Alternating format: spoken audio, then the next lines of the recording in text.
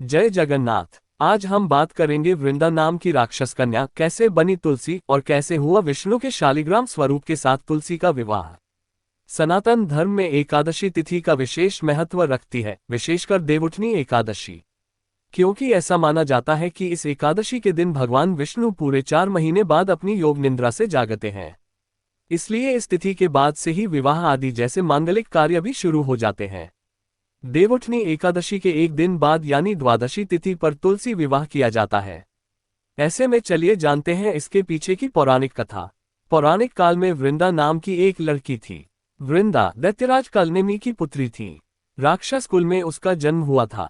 वृंदा बचपन से ही भगवान विष्णु जी की परम भक्त थी। बड़े ही प्रेम से भगवान की पूजा किया करती थी। जब वह बड़ी हुई तो उनका विवाह समुद्र मंथन से उत्पन्न हुए दानवराज जलंधर से हो गया। जलंधर समुद्र से उत्पन्न हुआ था। वृंदा बड़ी ही पतिव्रता स्त्री थी, जिसके कारण उसका पति जलंधर और भी शक्तिशाली हो गया। यहाँ तक कि देवों के देव महादेव भी जलंधर को पराजित नहीं कर पा रहे थे। एक बार देवताओं और दानवों में युद्ध हुआ। जब जलंधर युद्ध पर जाने लगे तो वृंदा ने कहा, स्वामी आप युद्ध पर जा रहे हैं, आप जब तक युद्ध में रहेंगे मैं पूजा में बैठकर आपकी जीत के लिए अनुष्ठान करूंगी, और जब तक आप वापस नहीं आ जाते मैं अपना संकल्प नहीं छोड़ूंगी। जलंधर तो युद्ध में चले गए और वृंदा व्रत का संकल्प लेकर पूजा में बैठ गई। उनके व्रत के प्रभाव से देवता भी जलंधर को ना जीत सके। सारे देवता जब हारने लगे तो भगवान विष्णु जी के पास गए। सबने भगवान से प्रार्थना की तो भगवान कहने लगे कि वृंदा मेरी परम भक्त है, मैं उसके साथ छल नहीं कर सकता। पर देवता बोले, भगवान दूसरा कोई उपाय भी तो नहीं है, अब आप ही हमारी मदद कर सकते हैं। भगवान ने जलंधर का रूप रखा और वृंदा के महल में पहुंच गए। जैसे ही वृंदा ने अपने पति को देखा, वे तुरंत पूजा में से उठ गई और उनके चरण छू लिए। जैसे ही उनका संकल्प टूटा, जलंधर की ताकत खत्म हो गई और भगवान शिव ने जलंधर को मार दिया और उसका सिर काटकर अलग कर दिया। उनका सिर वृंदा के महल में गिरा। जब वृंदा ने देखा कि मेरे पति का सिर तो कटा पड़ा है, तो फिर ये जो मेरे सामने खड़े हैं ये कौन है?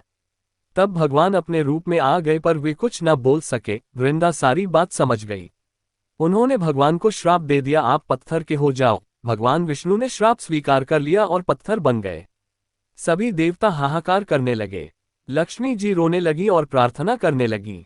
क्रोध शांत होने के बाद वृंदा ने भगवान विष्णु को तो श्राप से मुक्त कर दिया, लेकिन वृंदा ने खुद अपने पति का सिर लेकर आत्मदाह कर लिया। जहां वृंदा भस्म हुई, उनकी राख से एक पौधा निकला। तब भगवान विष्णु जी ने कहा, आज से इनका नाम तुलसी है और मेरा एक रूप इस पत्थर के रूप में रहेगा, जिससे शालिग्राम के नाम से तुलसी जी के साथ ही पूजा जाएगा, और मैं बिना तुलसी जी के भोग स्वीकार नहीं करूंगा।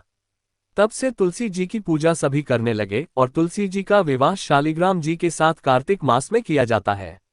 देवउठनी एकादशी के दिन इसे तुलसी विवाह के रूप में मनाया जाता है। ये वीडियो आपको कैसा लगा कमेंट करके जरूर बताएं। ऐसी ही वीडियो देखने के लिए चैनल को सब्सक्राइब करना ना भूलें। जय श्री राम।